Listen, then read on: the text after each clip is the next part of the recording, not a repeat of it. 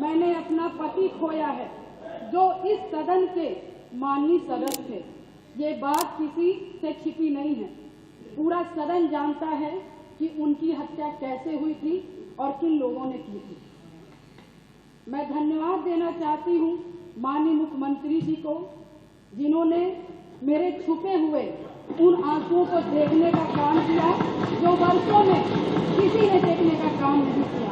मेरा दुख, मेरा तकलीफ माननीय मुख्यमंत्री जी ने देखने का काम किया और सही मायने में मुझे न्याय दिलाने का और देने का काम किया।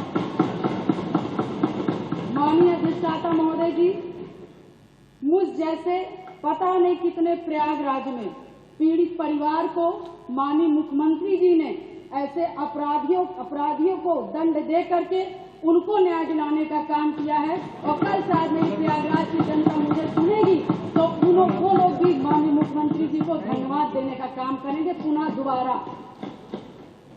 और माननीय अध्यक्ष जी, मेरे जैसे पता नहीं कितने महिलाओं की सिंदूर को मिटाया गया, पता नहीं कितने माताओं की गोदी सूनी कर दी गई। मैं धन्यवाद देना चाहती हूँ ऐसे मुख्यमंत्री जी का, जिन्होंने जीरो टॉलरेंस ला करके पॉलिसी को ला करके अपना करके अपराध और माफिया अतीक अहमद जैसे अपराधियों को मट्टी में मिलाने का काम।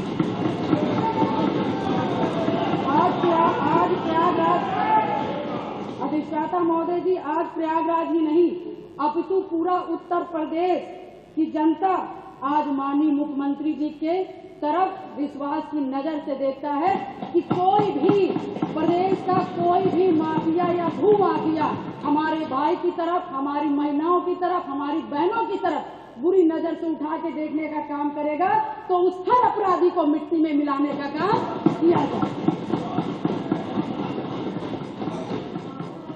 और माननीय अधिष्ठाता महोदय जी, मैं ये कहना चाहूंगी कि कोई जिसकी सबसे बड़ी बात, क्योंकि जो करके दिखा दे उसी पर विश्वास किया जाता है। मैं भी 3 बार इस सदन की विधायक रही हूँ, बहुत छोटी उम्र से रही हूँ। सबके विश्वास और सबकी आस से मैं यहाँ पर आई हूँ।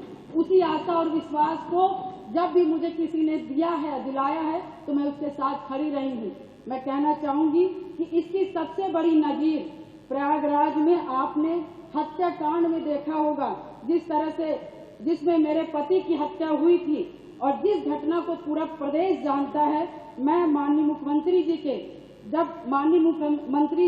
के आने के बाद मुझे न्याय मिला। मेरे पति के हत्यारे अतीक अहमद को माननीय मुख्यमंत्री जी ने मिट्टी में मिलाने का काम किया।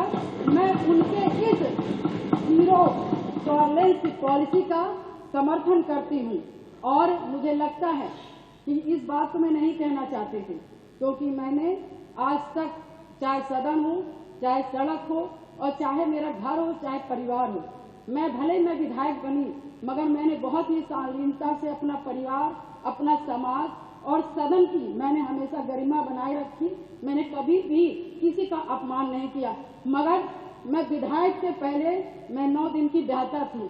मेरी माँ तो 9 दिन की शादी हुई थी और मैं उस ससुराल में मैं विधायक बनने नहीं गई थी। मैं सिर्फ उस घर का रोटी बनाने के लिए गई थी, अपना परिवार बसाने गई थी। मैं विधायक नहीं बनने गई थी। मगर जब मेरे साथ घटना हुआ तो मैंने न्याय के लिए अपना आवाज खोला, अपने अधिकारों को मानने का काम किया और जो कि मुझे जिस तरह से मुझे सही लगा, मैंने कभी जनता को अपना परिवार समझा, कभी आप सभी माननीय सदस्य को अपना भाई बंधु समझा और आप ही लोग से, सभी लोग से मुझे ताकत मिली। और मुझे लगता है कि प्रयागराज में जो कोई नहीं सोचता था, मैं मिसाल हूँ उन सभी लोगों का, जो कि मैं बहुत गरीब परिवार से, दोनों ससुराल और मैके दोनों परिवार से, बहुत गरीब परिवार से आती हूँ। न मेरे पास पैसा था, न गाड़ी था, न व्यवस्थाएं थी, न घर में कोई एक आदमी था। मगर धन्य शहर पश्चिमी की जनता ने, जिस पे मुझे विश्वास करके मुझे चुनाव लड़ने का काम किया और अपने पैसे से चुनाव लड़ने का काम किया और उन्होंने लड़वाने का काम उसी आस्था विश्वास के साथ सन 2005 से मैं कमर कस के, मैंने शायद अपनी नहीं कि अपने पति की, मुझे तो पता ही नहीं था कि कौन क्या है, मगर मैंने जब जाना कि इससे कोई लड़ने के लिए तैयार नहीं था अतीक ऐसे माफियाओं से, तो मैंने लड़ने की ठानी, क्योंकि मुझे बस एक चीज लगा कि आज मैं डर जाऊंगी जिसके पति की सारेआम हत्या कर दी गई और उसकी डेड बॉडी नहीं दी गई। ऐसे पता नहीं कैसे नॉर्मल इंसान जो छोटे छोटे समाज के लोग होंगे, पता नहीं हजार राजू पाल जी की हत्याएं हो जाएंगी और हम जैसी लड़कियां गूंगी बहरी घर में बैठ जाएंगी।